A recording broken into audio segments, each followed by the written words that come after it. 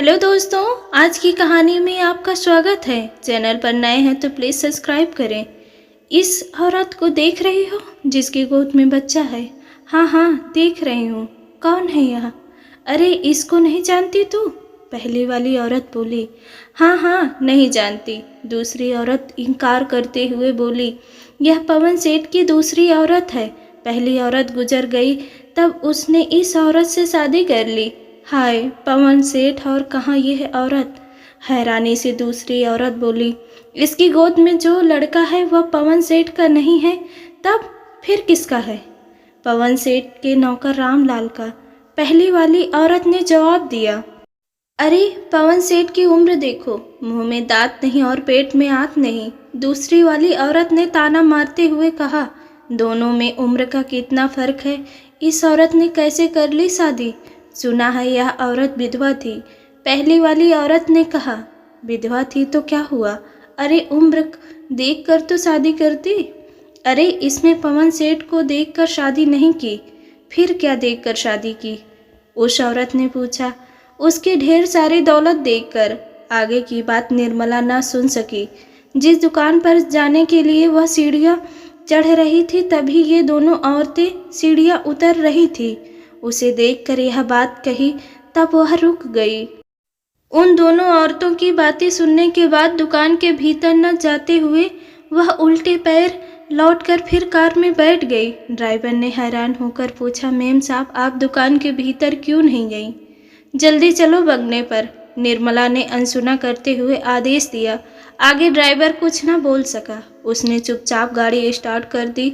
निर्मला की गोद में 1 साल का बच्चा नींद में बेसुध था, मगर कार में बैठने के बाद भी उसका मन उन दोनों औरतों के ताने पर लगा रहा। उन औरतों ने जो कुछ कहा था, सच ही कहा था। निर्मला उदास हो गई। निर्मला पवन सेठ की दूसरी ब्याहता है। पहली पत्नी आज से 3 साल पहले गुजर गई थी।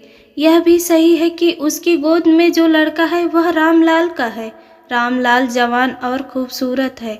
जब निर्मला ब्याह करके पवन सेठ के घर में आई थी, तब पहली बार उसकी नज़र रामलाल पर पड़ी थी। तभी से उसका आकर्षण रामलाल के प्रति हो गया था, मगर वह तो पवन सेठ की ब्याहता थी, इसलिए उसके खूंटे से बंध गई थी। यह भी सही है कि निर्मला विधवा है। अभी उसकी उम्र का 34वां पड़ाव चल रहा है। जब वह 20 साल की थी, तब उसकी शादी राजेश से कर दी गई थी। वह बेरोजगार था, नौकरी की तलाश जारी थी, मगर वह इधर उधर ट्यूशन करके अपनी जिंदगी की गाड़ी खींच रहा था। निर्मला की सास झगड़ालू थी। हरदम वह उस पर अपना सपना जताने की कोशिश करती। छोटी छोटी गलतियों पर बेवजह चिल्लाना उसका स्वभाव बना हुआ था, मगर वह दिन काल बनकर उस पर टूट पड़ा जब एक कार वाला राजेश को रौंद कर चला गया। अभी उनकी शादी हुए 7 महीने भी नहीं बीते थे और वह विधवा हो गई। समाज की जरूरी रस्मों के बाद निर्मला की सास ने उसे डायन बता दिया।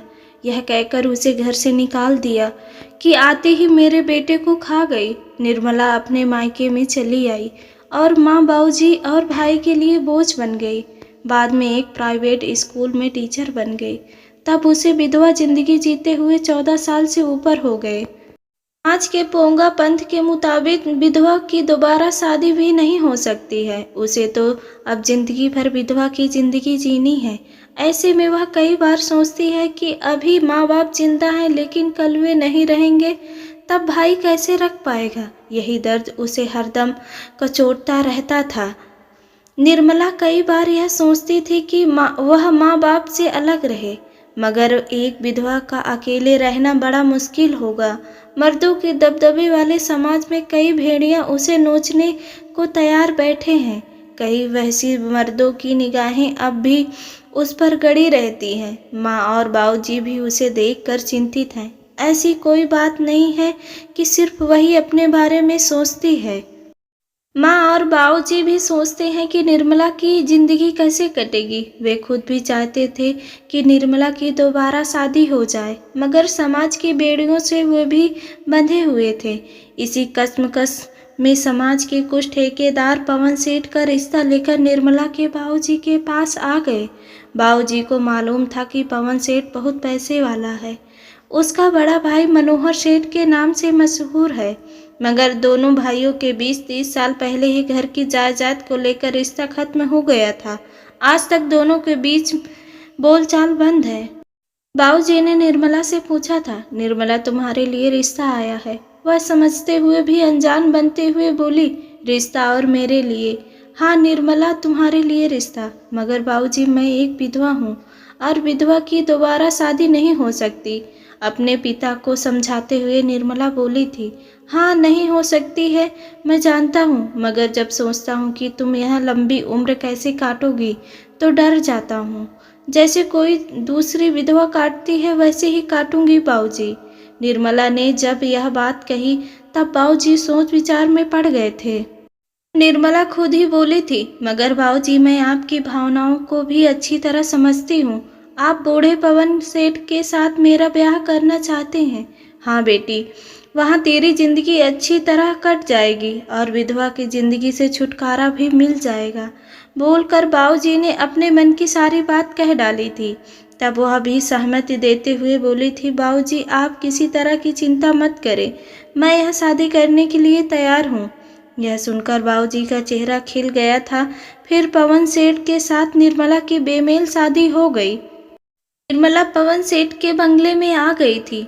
दुकान के नौकर अलग, घर के नौकर अलग थे। घर का नौकर रामलाल 20 साल का गबरू जवान था, बाकी तो वहाँ अधेड़ औरतें थी।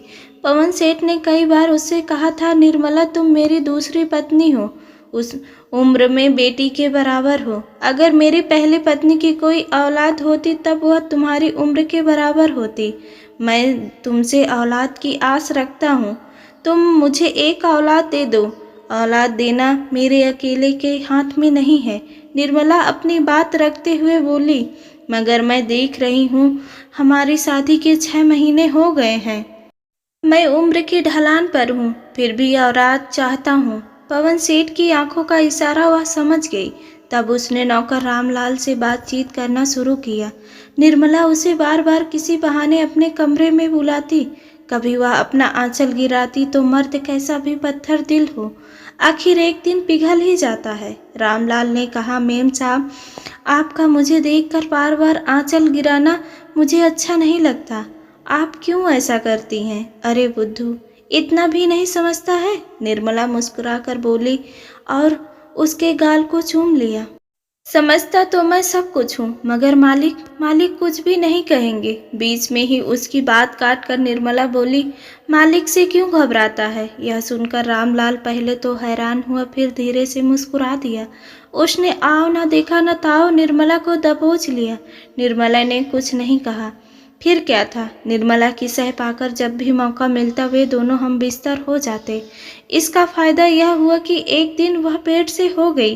पवन सेठ बहुत खुश हुआ और जब पहला ही लड़का पैदा हुआ तब पवन सेठ की खुशियों का ठिकाना नहीं रहा।